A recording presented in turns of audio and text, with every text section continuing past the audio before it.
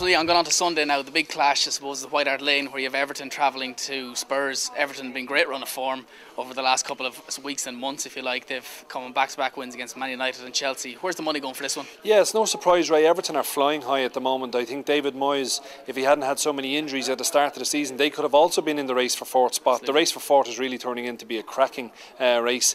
But looking at Spurs, big win at home against Bolton in the FA Cup, and more important, Pavlyuchenko.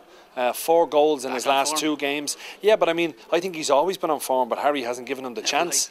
But the big decision Harry Redknapp made in January was he let Robbie Keane go and he held on to Pavlyuchenko, and I think that's probably one of the best bit of businesses that Harry has done all season, because Pavlyuchenko is a serious footballer. Gus Hiddink said if he was managing Spurs, Pavlyuchenko would be the first name on the team sheet, so that's a serious endorsement for any player. I think he'll start against Everton because Crouch is touch and go with his injuries, but again, Everton are a very good side. However, Everton have to travel away from home on a Thursday night in the UEFA Cup, so I was going to go for the draw, but having just reconsidered there, I'm going to go for Spurs to nick all 3 points at 20-21. Sunday is the League Cup final, 3 o'clock kick-off, where Aston Villa face Manchester United, the defending champions. Where's the money been going all week, and who do you fancy? Yeah, I mean, the money is on Manchester United, there's no doubt about it. They're 5-4 on. You can have Villa at 7-2 and the draw at 5-2. We're also doing a cashback on this game, that if Edmund van der Sar saves a penalty at any time, so that includes normal time, extra time and even penalty kicks, we're going to refund on certain markets. So it's a little bit of a nice little carrot for our punters out there to try and get a few quid back if their initial bets don't go right. But I think this is going to be a very cagey affair.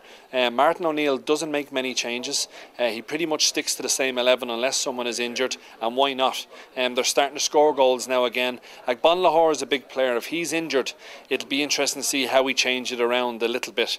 Ashley Young, Stuart Downing, there's a lot of young English players on that side, and it's great to see, I suppose, in the English Premier League that English players are actually playing for one of the top sides. But United, big game experience, it's going to be very hard to go against them.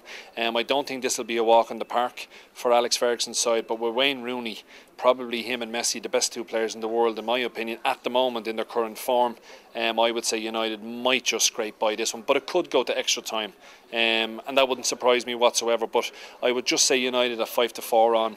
They just have the advantage of a big game, because experience will come into play here.